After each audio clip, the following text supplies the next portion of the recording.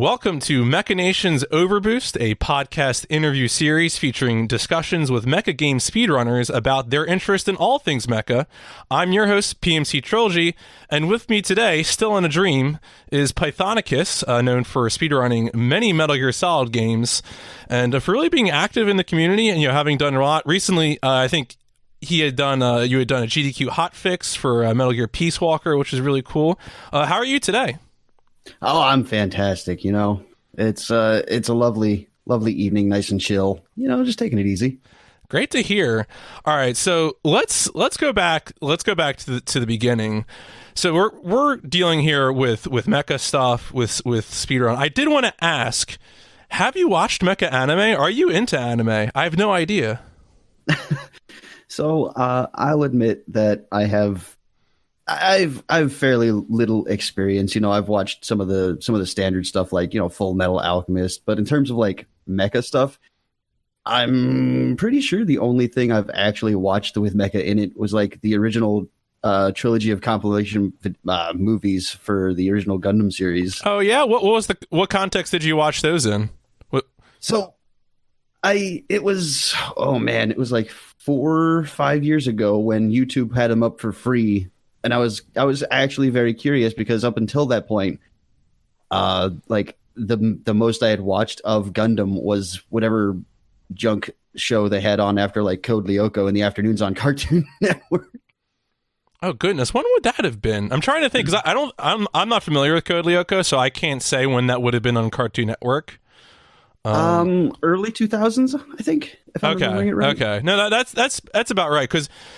It's interesting, the Mecha Nations, the mainline podcast, we have a very shared background in terms of that. We all got into it with Gundam Wing, which I think is when, the anime boom really started. And I if I had to guess, I would say Code Lyoko is probably something that was on Cartoon Network after that. And then, of course, the whatever Gundam stuff they would have had on then, which is probably maybe like G Gundam or something like that. I mean, we could look it up, but... It was the Chibi series. Oh, there was an SD Gundam series or something like that? Okay. See, I'm very unfamiliar. This is me being a bad Gundam fan, I guess. I'm not more familiar with those.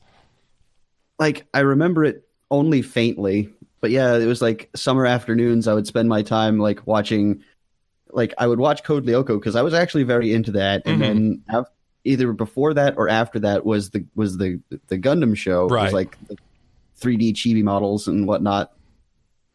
That's a whole universe out there. The more I study Gundam stuff in the context of Mecha Nations or, the speedrunning stuff, the SD Gundam stuff is real, and it can hurt you, I guess. I don't know. Very strange. But maybe the more important question is, what comes first for you, playing Metal Gear games or speedrunning? Ooh,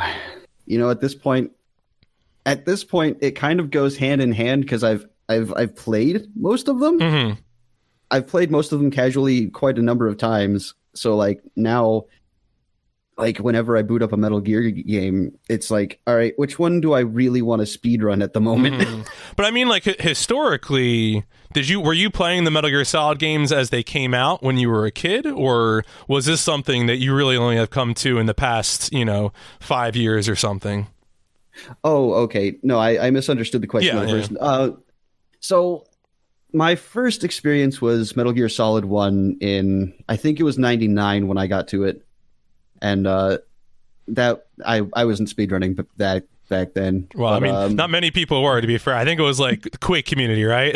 At that point. Pretty much, yeah. A few years passed, Metal Gear Solid 2 comes out 2001, and I think it was either 2006 or 2007.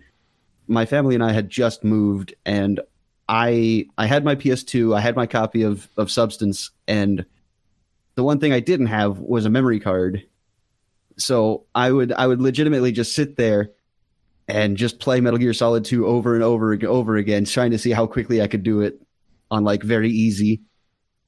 And it's kind of funny because the times I got back then weren't actually horrible compared to like today's standards either. Right, and of course, Metal Gear Solid is a game where you guys generally use in-game time. So the game that the time that is reported to you when you finish your playthrough, that's something. I mean, it's usually easy to remember. Or I mean, I don't know if you were so into. Were you taking photos of your times or something at the when you were playing it as a kid? No. Okay. But I do remember it was in the hour X range.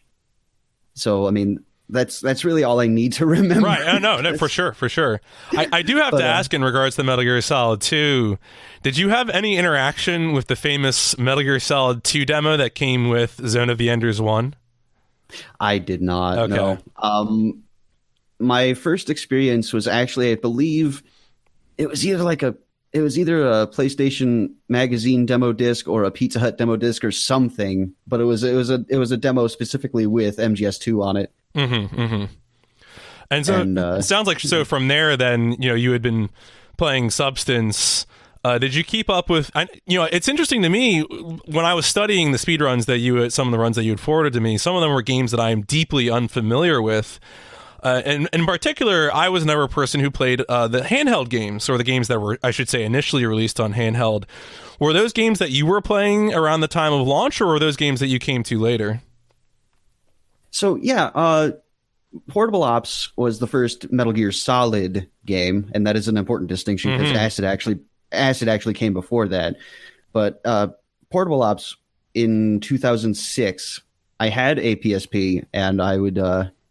I definitely was playing a lot of that when it launched. As for Peace Walker, I had downloaded the demo on my PSP, but I never had the ability to actually play it on the console. So it wasn't until HD Collection came out in, 2011 or so, that I finally got to experience it. And it's actually kind of funny because at first I wasn't a really big fan of Peace Walker, but then the more I played it, the more I started enjoying it. And now of recent days, I can't really peel myself away from it for too long.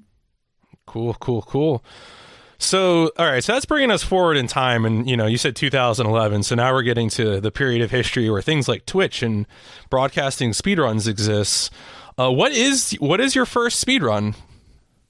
My first speedrun was MGS2. It was MGS2, okay. Was it? Can you tell me what version? It was, or maybe just give me the story, I guess, maybe of how you came to do it. Yeah, I mean, well, aside from the original PS2 days, like I said back in 2007, the first recorded speedruns I did were of MGS2 on the HD collection, and it was either late 2011 or early 2012 when that started happening. And at that point, I had no idea that there was even a scene for this sort of thing. I was just kind of doing it to do it because it was something I used to do, and it was something I used to really enjoy, and I got really into it. So I just... back in Justin TV, I was sitting there grinding out attempts without really any thought towards any strategies or any community stuff. Okay, so you were recording and broadcasting at the time, is that right? Yeah. On Justin TV? Mm-hmm. Oh, that's really cool. You're going back way further than me, because I think for me, I had been someone who started watching, I think, because of fighting game tournaments, and only got into watching speedruns later. But to hear someone who's speedrunning on Justin TV seems really, really cool. Especially for something that, I guess something that I'm going to be asking you about as we go through this is certainly today in 2020, it seems like the Metal Gear speedrunning community is really got its act together. There's a website and there's all these other resources, and but that wasn't around back then, right? That's what you're saying, that really you didn't know other people who were speedrunning Metal Gear Solid games at the time in 2011 on Justin TV. Right. Yeah. I think the first contact I had, I used to watch all of the old AGDQ stuff as it was happening, and even then I missed out on the MGS runs that were displayed by MG Slade and all the other older crew. Mm-hmm. But eventually, I can't remember exactly when it was. It was 5-6 years ago now. But a guy by the name of Stealth Edge, who is huge in the MGS community, who finds a lot of strats, runs a lot of the games. He popped into my stream and he's like, we got a Discord server that you can join. And from there, it's just been all like I've I've legitimately watched it grow from like a handful of 10 to 20 people to like I think there's like over 800 people in that server now. Wow, that's really cool. That's man, you just said Discord's 5 years old. That really I had to like think for a second. You know, I'm supposed to be running an interview here, and now I'm just thinking about how Discord's 5 years old, probably. Well, the time frame is a little fuzzy. It might be a little less than 5. Yeah, no, but, I think you might be about right, because I if I were to date my usage of Discord, it would be to Overwatch. Overwatch is what finally allowed me to, really up my usage of it, and with my personal friends. So, but that's really cool. I mean, it's really interesting to me. And I shouldn't be surprised, right? Because Metal Gear Solid is a very popular series of games. To hear that right from the ground level, whether it was streaming or runs at GDQs or a community putting things together, using a resource like Discord, that you've really been sort of or that Metal Gear Solid has been in there as a speedrun topic. So now I have to maybe follow in maybe a little more in depth. As I said, you gave me sort of 2 runs that you suggested to watch over, and those 2 runs were the Metal Gear is Metal Gear Solid Portable Ops, is that correct? Yes. Okay, The Metal Gear Solid Portable Ops run that you did for ESA Movember, which would have been in November 2018, and then more recently the Metal Gear Peace Walker GDQ Hotfix Community Spotlight. Now, so on Portable Ops, I watched the ESA Movember run, and then I actually watched your current PB in A category. One thing that I think is very interesting about, and it's not surprising for such a detail-oriented series like Metal Gear Solid, is that there are a lot of categories, because there's a lot of things you can do in these games. There's different difficulties. You can get different ratings at the end. I mean, I think most people think of like the big boss rating from maybe Metal Gear Solid 1. And so I guess I would be curious if you haven't, maybe you talk about Metal Gear Portable Ops specifically, and if you want to maybe expand it to other games in general. When it comes to a game that has so many options for how to do things, is there a way that the community sort of coalesces around what to run? Where saying like, this is going to be our main category. Is it just a matter of what people do? Because I mean, sometimes that's what you do, right? Is that runners gravitate towards one thing and you end up with the most runs in this one category. But I was just curious if you could give us any insight into the Metal Gear Solid community and categories. So that's a very broad topic. It is a very broad topic, and that's why I mentioned Portable Ops. And if you wanted to zero in on a specific game, because it could very well differ game by game. So maybe if you just wanted to discuss Portable Ops, maybe that would be easier for you to relay some information. Well, as a whole, it used to be like back when I joined that the most runs were actually done on like the highest difficulty possible, like European Extreme, or in MGS1's case, it was just Extreme. And it wasn't until probably about 4 or 5 months after I joined that the other difficulties started entering into the mix. And that opened up things like, so for MGS1, currently the most popular category now is any % easy for both PC and console, which there are different runs for those who don't know. And it's just opened up a lot of doors, and a lot of people have been starting to kind of experiment and route with the lower difficulties and see just exactly how low these games can go. Like MGS2 is very close to less than an hour on very easy. MGS3 is very, very fast on very easy. And this, that, and the other. And for Portable Ops specifically, since you ask, Portable Ops is actually a very recent addition in terms of like a speedrun and a leaderboard.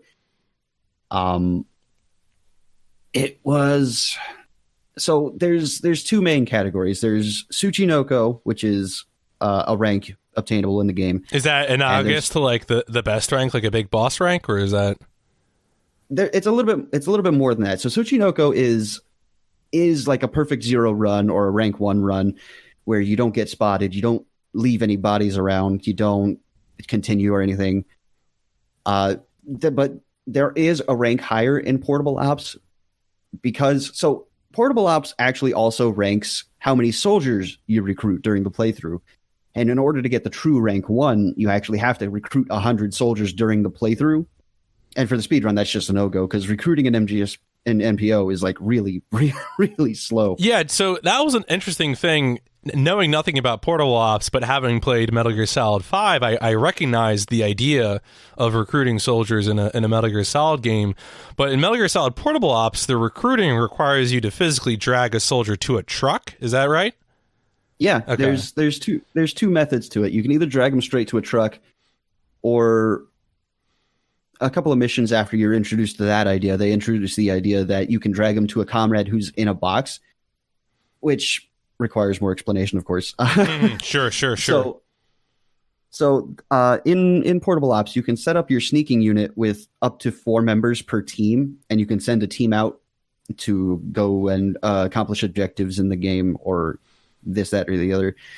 And so when you're playing one specific character, the other 3 will be in boxes, like lying around, and you can swap between them at will, basically. Mm-hmm. You just find a place to hide. Your guy goes in the box, and you start playing as the other one.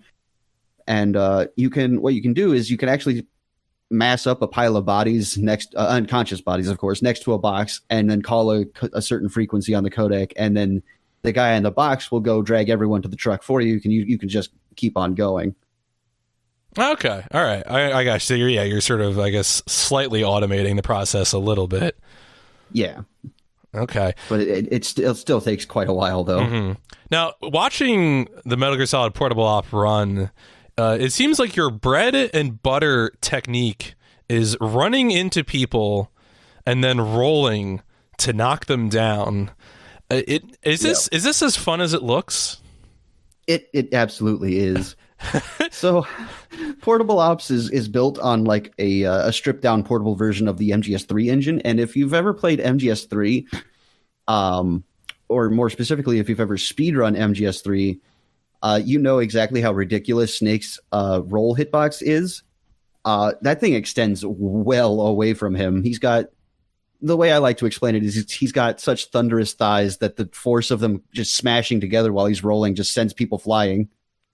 Yeah, when you watch it in Portable Ops, it really looks like he is like in the way that like you would see someone dive off a diving board, except he is using the enemy's body and like diving forward, and that is like it's almost a kick, like a sort of strange reverse drop kick or something. Yeah. So a strat I wanted to ask you about specifically. So I mentioned that with Portable Ops, I had watched both the Movember run and a more recent run from your speedrun.com profile. And the one thing that I thought was interesting, and maybe you can fill me in on the history of you running Portable Ops, but a thing that I noticed when I watched your ESM Movember run was that you were describing strats that you had learned and that were developed by other players. When I watched the more recent PB run, you described this what seemed to me like a really cool strat where you were bumping an enemy, putting on a box, bumping an enemy, putting on a box, and then walking past someone in a box to sort of get past a group of enemies. You described developing this, and so I was wondering maybe if I described it well enough that you know what I'm talking about. Could you give me any sort of history of the strat and the development? Because I always love hearing about strat development. Yeah, so in the security base, there's 4 guys in your way towards an objective in a room upstairs in the building somewhere. And before the box strat was found, we were doing some shenanigans with like the Mark 22 tranquilizers and just rolling through guys and just hoping that we weren't spotted. And then just like one day, I had this really weird attempt in which I actually screwed up the old strat, but I backed it up by using I used the box, which really just confuses people to no end in MGS3 and Portable Ops. And I saw that, and at the time, one of the guys who did the original routing for the game was actually in my chat, and he saw that, and he's like, "Oh yeah," and we were talking about it for a little bit, and then like moments later, he comes up with this incredibly goofy strat that I love so much, that is just like all about the cardboard box. No, I have to say, watching it, all the box stuff is some of the best stuff in the run. It really entertains me to no end. This is an example probably of my favorite thing to watch was the fact that going up ramps with the box is the fastest way to go up ramps. Oh, yeah. No, so in MGS3 and Portable Ops, again, because they kind of share an engine, the animation of you running up hills with the box is it's the normal animation where you're running up a hill actually slows you down, but while you're in the box, that doesn't exist. So you just go basically normal speed up the hill or up the ramp, and it's just this weird physics oddity that is very, very useful for us. Now, I've prompted you to talk about a few strats in Portable Ops, but are there any other strats in Portable Ops that you would maybe highlight as your favorite? Well, the security base is definitely up there for me. Mm-hmm. There's also another one that I kind of opened the eyes of a lot of the guys who routed the game, and that's when you're fighting the Metal Gear of the game, Metal Gear Rasha. The way they used to do it was they used to have a very specific placement for like a TNT bundle, so where they were hitting the legs to try and get it out of phase one. It's a rather simple two-phase fight. First, you got to take out the legs, then it topples over, and then you hit it in the exposed like missile bays. But to get out of phase one, they used to use a TNT bundle, and I was like, you know what? I'm really not down for that. So I did. I pulled in a strat that I used to use when I played the game casually on the PSP, and that's so. In the game, the RPG-7 has this huge explosion radius, and what I used to do, and what we do now, is you just aim straight for the middle of all four legs, and it hits all four at the same time, and not only is it safer, but it also saves time over the old TNT strat, and I really enjoy the fact that it was just that simple. Yeah, sometimes it is, though. I mean, that's one thing in speedrunning that I think comes up again and again and again is there can sometimes be no substitute for a fresh pair of eyes or a fresh perspective that, as experienced and, maybe just experienced or, how many attempts you've done. Sometimes all you really need is someone else to come in and say, well, I've been doing this way casually for forever. And you're like, wow, that's great. And that's definitely a great example of that. Yeah, something rather similar happened in MGS2 Very Easy a couple of years back, where a lot of us who ran Very Easy MGS2 were going to the StrutF warehouse and picking it up the normal way. But then someone walks up and is like, there's an AK-47 exactly where you're supposed to go anyway. And we're like, wait, what? Hold on. That's one of my favorite things about speedrunning is I think sometimes with speedrunning and discovery, people tend to think of glitches and exploits. And certainly those things are fun and cool. But also, just as important is just knowledge of the game itself. Yeah, absolutely. All right. So now I also had to get over to asking you some things about Peace Walker. And in particular, if you can describe, both maybe a little bit of the history if you know it, and also how does it work? What is up with grunting while moving? Because I have to know where this came from and why does it work? All right, so we're back to the cardboard box again because of course we are. So in Peace Walker, in the box, you can actually hit the attack button, and it'll shove you forward. Like it's you trying to batter into somebody, but in the speedrun, we hardly ever use it as the weapon as it's intended. Instead, we use it as a movement technique because that little boost of momentum is way faster than just running through normally. The only downside is it uses your psyche resource, and but past that, it's the fastest form of movement, and it's incredibly silly, and I love it so very much.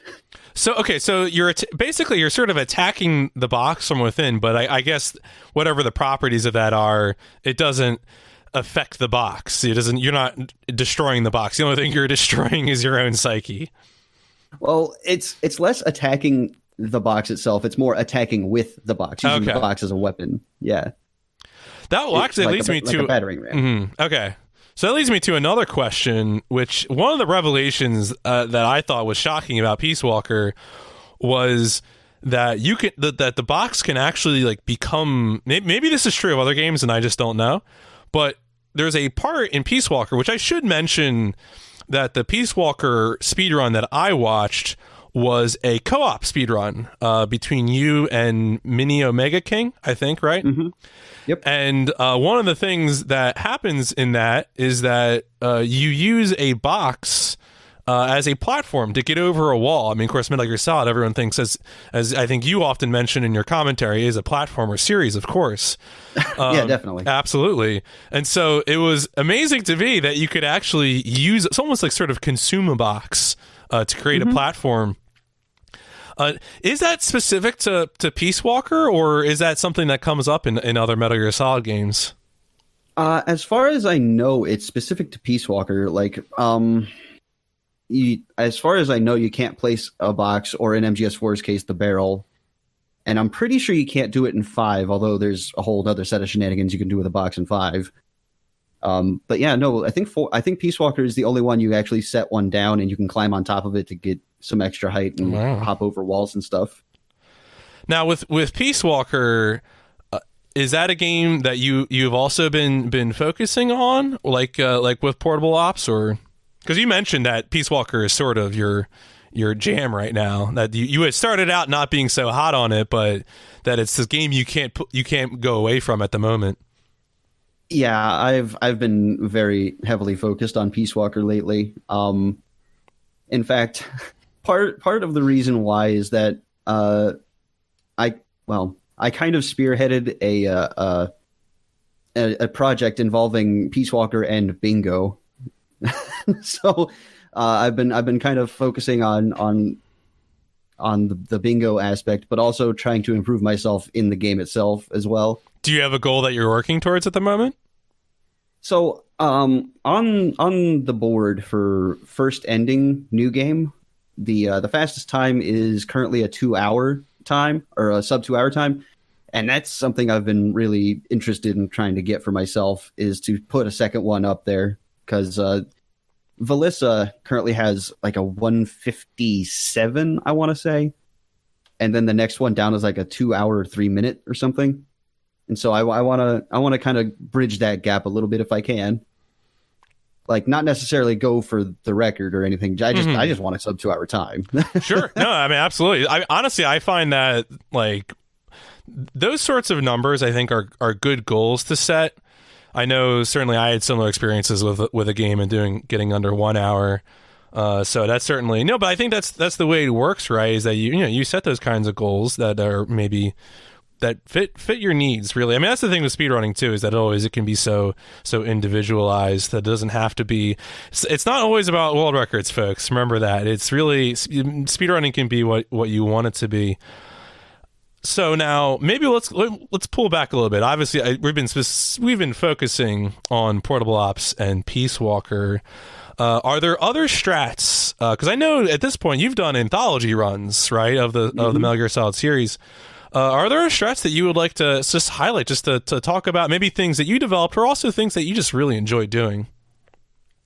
Oh man, so I'm not much of a strat developer per se. I tend towards the optimization parts of things as much as possible. But strats that I really enjoy are things like the GME in MGS1 PC, which I had absolutely nothing to do with, but I love it.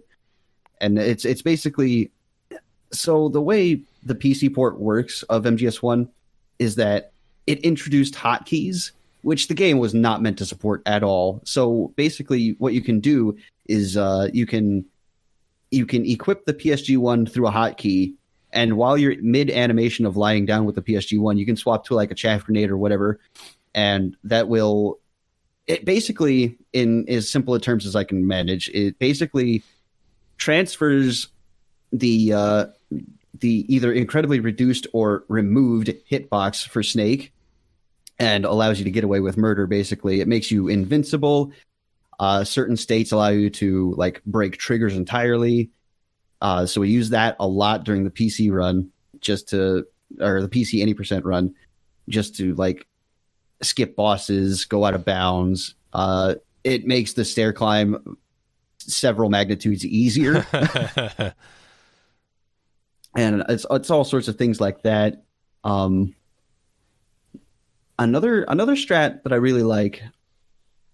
Oh man, there's so many. Yeah, I realize this is a deep well to pull from, so feel free to just to share a sampling. Yeah, there's stuff from every game that I really just enjoy, which is a lot of why I did the anthology run, is because I do love the series and I love all the speedruns. Well, mostly. There's one black sheep in that series, as usually. All right, well, so now I have to get some hot takes, since we're focusing here on hot takes. What is, and you can answer this however you want. You could say this is my favorite to play, or like maybe under some other allegedly objective criteria. What is the best Metal Gear speedrun? The best Metal Gear speedrun absolutely has to be MGS1, any percent. Either console or PC, it doesn't matter. Just any percent MGS1. Okay. All right, what is the worst? MGS4. MGS4, okay. Now, walk me through that. Warn me about the Guns of the Patriots. All right, so the first two acts are actually rather good up until Act 1 and most of Act 2 are very, very good. But then you start getting into the boss fights, which can take ages, even on lower difficulties. They're just sponges. And then the end of Act 2 all the way through Act 3 is essentially one giant auto-scroller, and it's awful. It is I mean, I like the game, but I do not like the speedrun, specifically mainly because of those auto-scrollers, because in Act 2 you have this huge on-rails segment where you're on Drebin's BTR, or whatever he has. And you're shooting a bunch of guys and whatnot. It's really cool casually, but then in the speedrun it's like, okay, great, cool. I could do something about this. I have to ask. Now, this, of course, is a project that loves mecha. Metal Gear Solid 4, I believe, is probably the most iconic sequence where you control a mecha in Metal Gear Solid because of the part where you pilot the Rex against the Ray. Are there any cool speed strats for that, or is that pretty much just unintended? Oh, no. I mean, I've never managed it myself, but there is an incredibly fast kill you can do on Ray in that sequence. In fact, I'm so far behind the loop on MGS4 because mostly I don't like to run it. Mm-hmm. No, that's fair. But yeah, there's an incredibly fast kill. You can beat Ray within, 10 to 20 seconds. Wow. That sounds really cool. Although, yeah. I guess potentially difficult to do is what you're saying, or yeah, I mean, first you have to get past Acts 2 and 3, and then you have to do this incredibly, it's the way I've heard it explained is it's not difficult per se, but it is very precise, and it also is kind of RNG dependent as well. Mm-hmm, mm-hmm. So yeah, it's just a whole lot of things that go into that run. So now, we already talked about a goal that you have for Peace Walker. Are there any other goals that you're working on right now for Metal Gear Solid games? For example, whether that be individual games or maybe anthology categories? Yeah, so I've got quite a number of goals that I have yet to make any headway on. I want to try and get another Tsuchinoko time for MPO. Because I was the first to actually do it single segment, and then a fellow runner, Jaguar King, came in and he took the faster time, and I'm not about that life. I want that one back at least. But there's also, so I've run 2 different multi-Metal Gear categories, and that's the HD collection run as well as the anthology. Another runner, Metal Glenn Solid, has taken a big shine to the anthology. He's got it almost down to a 9-hour some odd time. And I would like to get my sub 10 at some point as well. But Now, it requires Anthology is just 1, 2, 3, 4, 5, or it's 1, 2, 3, 4 Ground Zeroes and Phantom Pain. okay, So all of 5. okay, all 5, yeah, including Ground Zeroes. I got you. Yeah. And currently, I think his time is around 9.5 hours or so. He did one very recently. How much of that is 4? 2.5 hours, Okay, roughly. Okay, Yeah. It's not horrible, but it could definitely go better. mm-hmm. All right, we need to change subjects completely because we've been talking about Metal Gear Solid and various games for a while, but I looked at your speedrun.com profile and I said, I wonder if this Pythonicus guy speedruns any other mech games. And I noticed one. I noticed that you've done some runs of Titanfall 2. Oh, yes. And so I was just curious if you had anything that you wanted to share with us in terms of goals or just anything that you enjoy about speedrunning Titanfall 2. So, as a little bit of a backdrop, the first time I had seen Titanfall 2 speedrun was an Angry Albinos run at SGDQ 2017, I think it was. I saw it and I was like, holy smokes, that looks like a lot of fun. And casually, I had a ton of fun with it. I platinumed it. I love the game. And then I saw the speedrun. I'm like, yes, this is exactly what I want. So I learned it as a 12-hour challenge, and it is exactly as fun as it seems.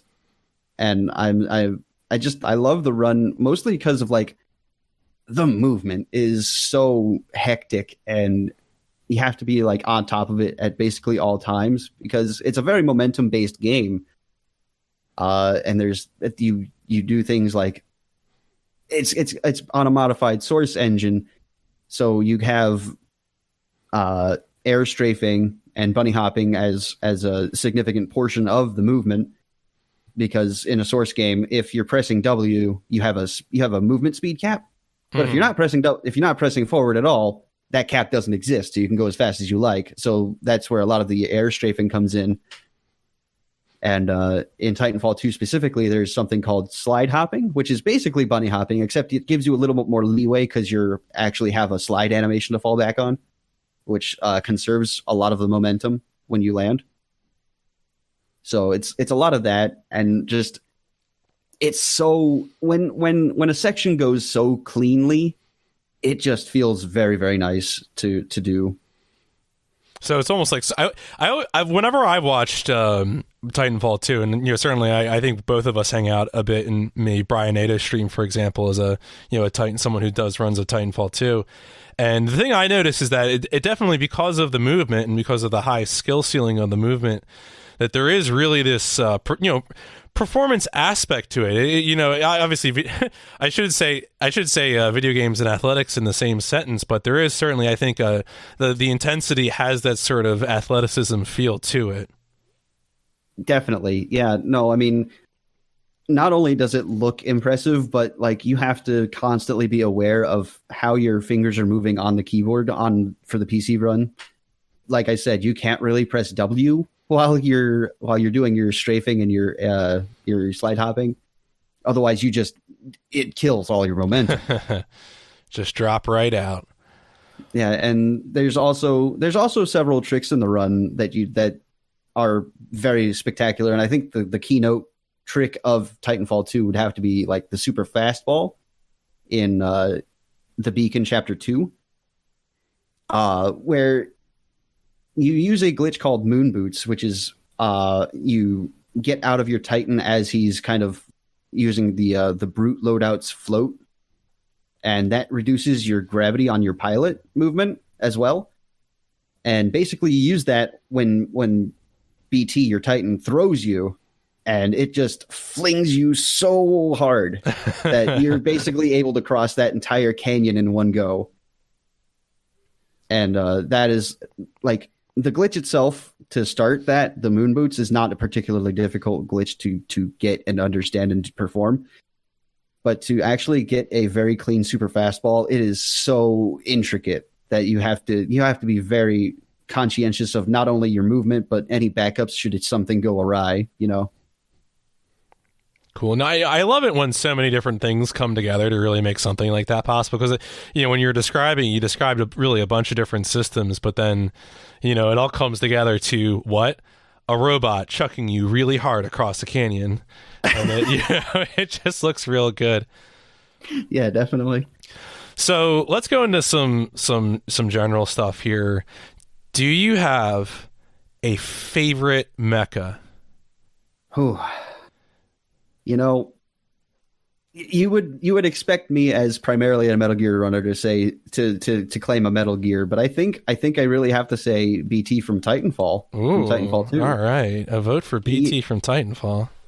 However, a very, very close second would be Metal Gear Rex, because for one, it's a classic, and for two, you can't deny that design. No, that's absolutely great. I agree. Now, are there any mechs? This could be maybe in the Metal Gear Solid series or outside of it that you really, really don't like. Maybe, I don't want to say a worst mech, but like something you're like, damn, I just hate the Shagohod or something, Well, I mean, incidentally, I do kind of hate the Shagohod, but no, that isn't the one I would say is my least favorite. Oh man, I think my least favorite would actually have to be the Cocoon from Peace Walker, because what it boils down to is it's just a gigantic freaking tank. It's a tank. It's several magnitudes taller than a regular tank, but at the end of the day, it's just a tank with a bunch of guns on it, No, it really is like, I'm not sure if you're into Pokemon, but when I was watching it, I was like, this is like a Metapod.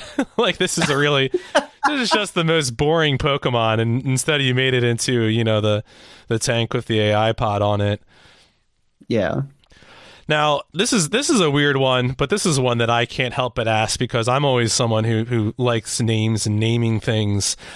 With mecha series, oftentimes you have a lot of terminology for what the mecha is in your setting. In the Gundam setting, they refer to it as mobile suit. In Front Mission, it's the Wanzer.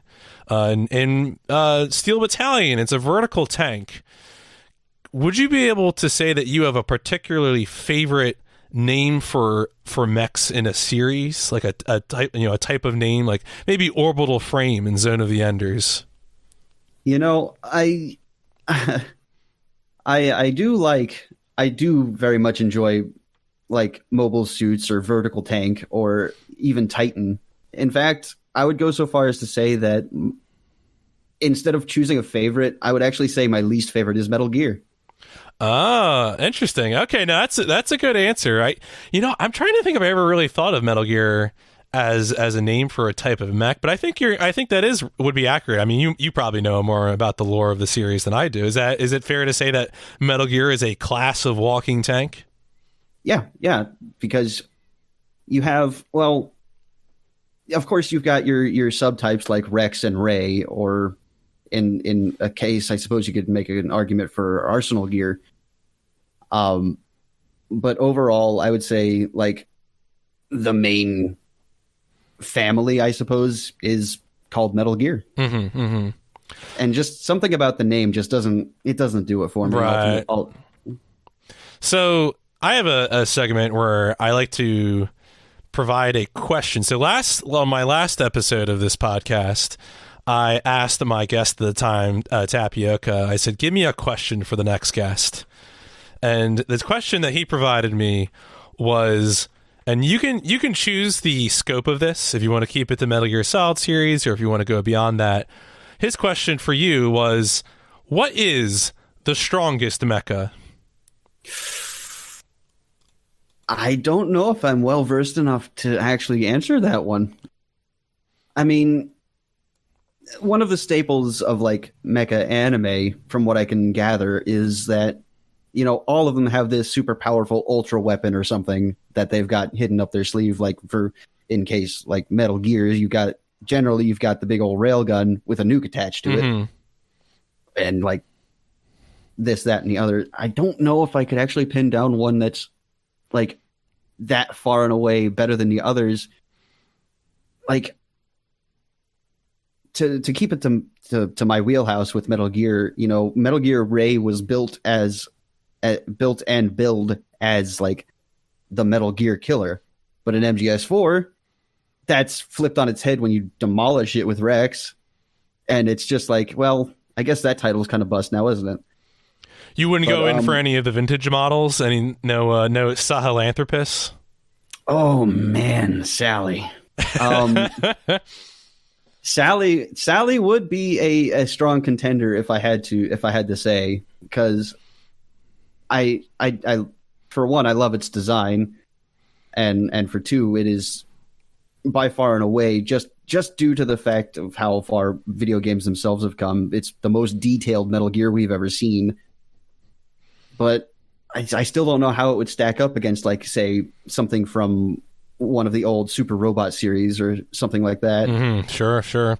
Yeah, I mean, in a certain sense with mecha, especially when you really blow it up, you start to, I think, push up against the seams that are the different sorts of subgenres, because, like, for example, Mobile Suit Gundam gives us what we often think of as a real robot, which is there tend to be at least attempts to justify why these robots can do what they do.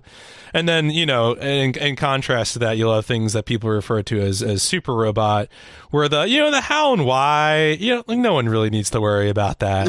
It just, things spiral out of control. It's not a big deal. So I wanted to ask, and this is an interesting question maybe with Metal Gear Solid series in particular, are there future games that you're interested in playing and speedrunning?